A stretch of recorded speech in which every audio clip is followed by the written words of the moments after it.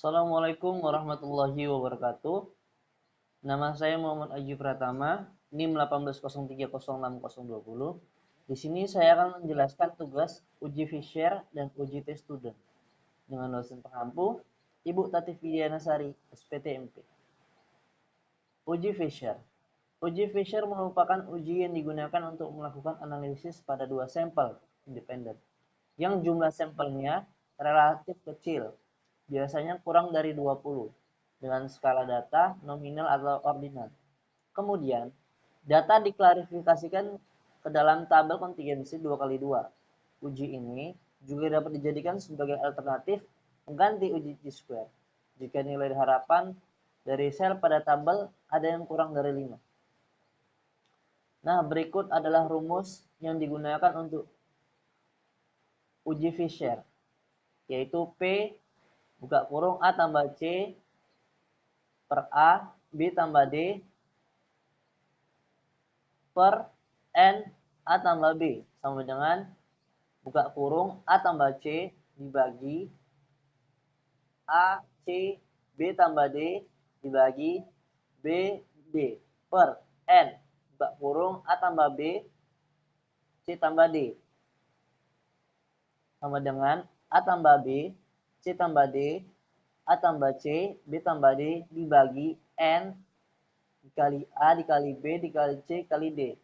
Maka keterangannya P adalah nilai P, A, B, C, D adalah nilai dari tabel kontingensi, dan N adalah frekuensi total. Nah, untuk kegunaan C kuadrat.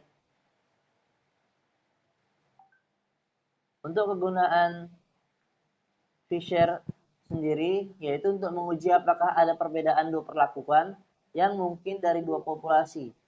Spesifikasi uji Fisher, skala ukuran nominal atau ordinal. Data disusun dalam tabel kontingensi 2x2. Ukuran sampel N lebih dari 20. Nilai harapan kurang dari 5. Keputusan uji Fisher.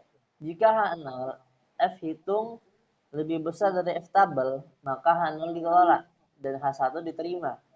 Maka penarikan kesimpulannya adalah terdapat perbedaan yang signifikan terhadap objektif yang diteliti. Jika H0 F hitung lebih kecil daripada F hitung, maka H0 diterima dan H1 ditolak.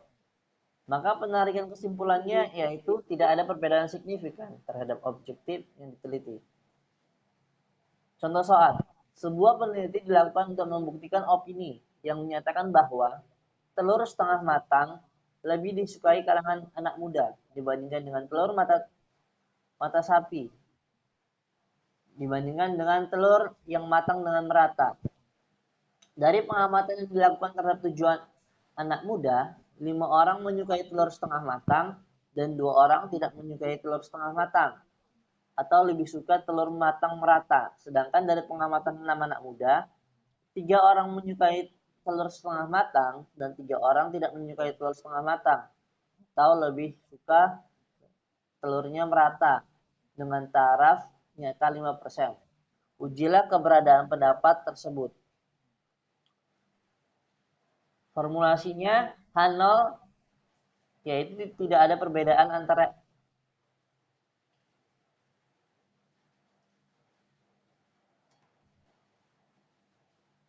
lanjutan, yaitu ini perhitungannya telur setengah matang, telur matang merata,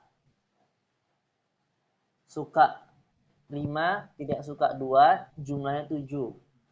Telur matang merata 3, tidak suka 3, jumlah 6, maka jumlah keseluruhannya 13. Maka dapat dirumuskan dengan hasil 0,326. Kesimpulan, karena P 0,326 lebih besar dari alfa sama dengan 0,05, maka H0 ditolak dan H1 diterima. Jadi, ada perbedaan antara anak muda yang menyukai telur setengah matang dan anak muda yang lebih menyukai telur matang merata. Nah, selanjutnya ada uji tes student. Dalam analisis kuantitatif, Uji T student seringkali digunakan dengan eksperimen-eksperimen menggunakan sampel berkolerasi. Maksudnya, sampel yang telah disamakan salah satu atau lebih dari variabel yang diperkirakan berpengaruh terhadap hasil eksperimen. Tes ini diaplikasikan dalam dua bentuk rancangan, yakni kontrol eksperimen dan rancangan sebelum dan sesudah. Fungsi T-student untuk sampel berkolerasi ada 3, yaitu yang pertama untuk uji komparasi antara dua sampel bebas. Sebagai alat analisis untuk diuji komparasi antara sampel hasil penelitian dengan desain eksperimental klasik, baik yang menggunakan rancangan kontrol, eksperimen maupun sebelum dan sesudah.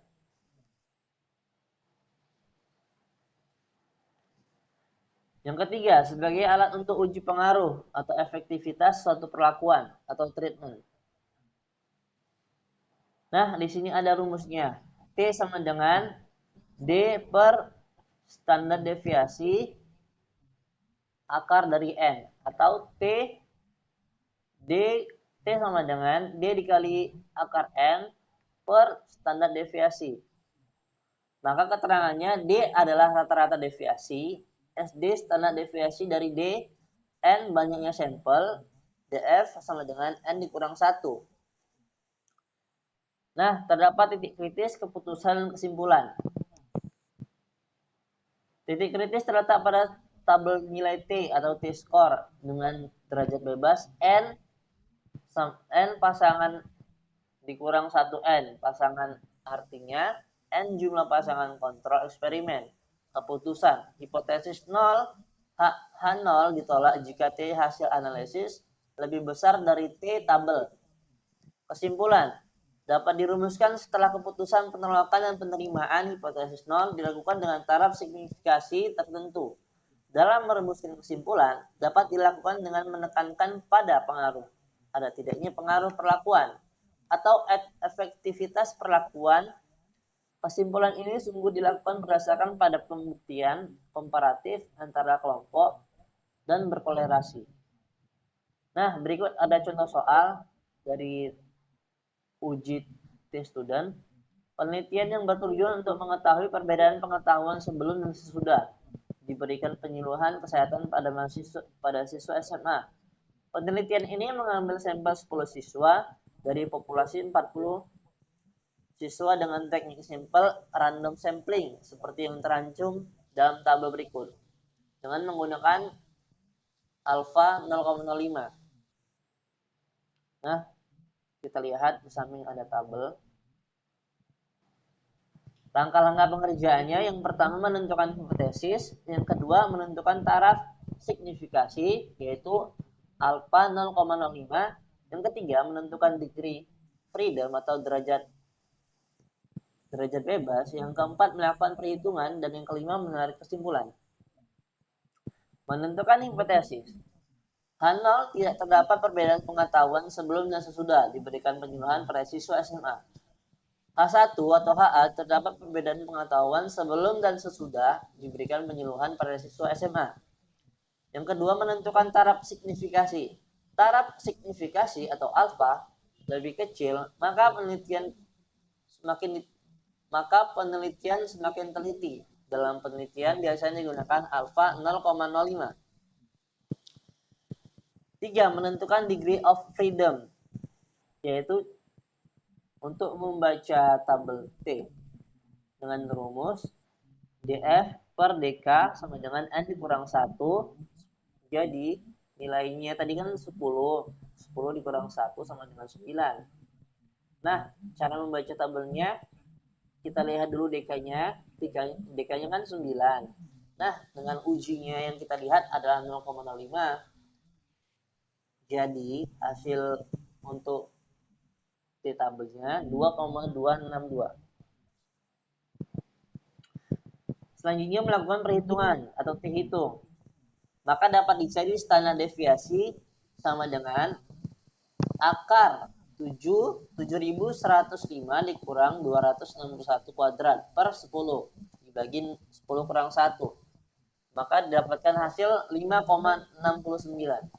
Maka besarnya T adalah T sama dengan D dikali akar dari N per standar deviasi. Maka T 26,1 dikali 3,16 per 5,69. Hasilnya 14,49. Menarikan kesimpulan. Jika T hitung positif, penolakan H0 jika T hitung lebih besar dari T tabel.